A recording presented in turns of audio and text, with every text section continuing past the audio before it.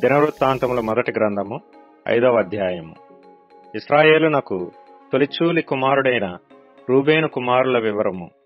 ఇతడు జ్యేష్ఠుడై ఉండెను గాని తన తండ్రి పరుపును తాను అంటుపరిచినందున అతని జన్మ స్వాతంత్ర్యము ఇశ్రాయేలు కుమారుడైన యోసేపు కుమారులకు ఇయ్యబడెను. అయితే వంశావళిలో యోసేపు జ్యేష్ఠుడిగా దాఖలు చేయబడలేదు. యూదా తన సహోదరుల కంటే హెచ్చినవాడాయెను. అతని నుండి ప్రముఖుడు బయలు వెడలను. అయినను జన్మ స్వాతంత్ర్యము యోసేపుదాయెను. ఇశ్రాయేలునకు జ్యేష్ఠుడిగా పుట్టిన రూబేను కుమారులెవరనగా హనోకు, పల్లు, హెస్రోను, కర్మి. యావేలు కుమారులలో ఒకడు షెమయా. షెమయాకు గోగు కుమారుడు, గోగునకు షిమీ కుమారుడు, షిమీకి మీకా కుమారుడు, మీకాకు రెవాయా కుమారుడు, రెవాయాకు బయలు కుమారుడు, బయలునకు బెయేరా కుమారుడు. ఇతడు రూబేనీయులకు పెద్ద. అషూరు రాజైన తిగ్లత్పిలేసెరు అతని చెరతీసుకొని పోయెను. వారి తరముల వంశావళి సరిచూడబడినప్పుడు వారి కుటుంబముల చొప్పున అతని సహోదరులలో ముఖ్యులుగా తేలిన వారు యెహీయేలును, జకర్యాయును, యావేలు కుమారుడైన షమకు పుట్టిన అజాజు కుమారుడైన బెలాయును. బెలా వంశపు వారు అరోయేరునందును, నెబో వరకును, బయల్మెయోను వరకును కాపురముండిరి. వారి పశువులు గిలాదు దేశమందు అతి విస్తారముగా కాక తూర్పున యూఫ్రటీసు నది మొదలుకొని అరణ్యపు సరిహద్దు వరకును వారు కాపురముండిరి. సౌలు దినములలో వారు హగ్రీయులతో యుద్ధము జరిగించి వారిని హతము చేసి గిలాదు తూర్పు వైపు వరకు వారి గుడారములలో కాపురముండిరి. గాదు వంశస్థులు వారికెదురుగా బాషాను దేశమందు సల్కా వరకు కాపురముండిరి.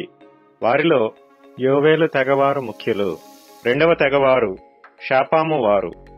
షాపాము వారును, యహనై వారును, షాపాతు వారును బాషానులో ఉండిరి. వారి పితరుల ఇంటివారైన వారి సహోదరులు 7. మిఖాయేలు, మెషుల్లాము, షాబయూరై, యకాను, జీయా, ఏబెరు.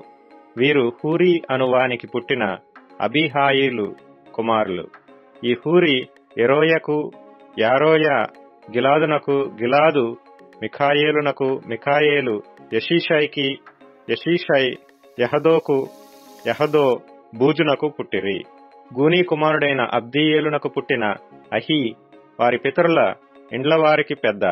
వారు బాషానులోనున్న గిలాదునందును దాని గ్రామముల యందును, షారోనునకు చేరికైన ఉపగ్రామముల యందును దాని ప్రాంతముల వరకు కాపురముండిరి. వీరందరూ యూదారాజైన యోతాము దినములలోనూ ఇశ్రాయేలు రాజైన యెరోబాము దినములలోనూ తమ వంశావళుల వరుసను లెక్కలో చేర్చబడిరి. రూబేనీయులలోను, గాదీయులలోను, మనష్షే అర్ధగోత్రము వారిలోను బల్లెమును, ఖడ్గమును ధరించుటకును అంబువేయుటకును నేర్చిన వారు యుద్ధమందు నేర్పరులై దండుకుపోతగిన వారు 44,760 మంది యుండిరి. వీరు హగ్రీయులతోనూ, యెతూరు వారితోనూ, నాపీషు వారితోనూ, నోదాబు వారితోనూ యుద్ధము చేసిరి. యుద్ధమందు వారు దేవునికి మొరపెట్టగా ఆయన మీద వారు నమ్మిక ఇంచినందున ఆయన వారి మొర్ర ఆలకించెను. గనుక వారిని జయించుటకు వారికి సహాయము కలిగెను. హగ్రీయులును వారితో ఉన్న వారందరూ వారి చేతికి అప్పగింపబడిరి. వారు 50,000 ఒంటెలను, పశువులను, 2,50,000 గొర్రెలను, 2,000 గాడిదలను, 1,00,000 జనములను పట్టుకొనిరి. యుద్ధమందు దేవుని సహాయము వారికి కలుగుట చేత శత్రువులు అనేకులు పడిపోయిరి. తాము చెర తీసుకొని పోబడు వరకు రూబేనీయులను, గాదీయులను, మనష్షే అర్ధగోత్రము వారును వీరి స్థానముల యందు కాపురముండిరి.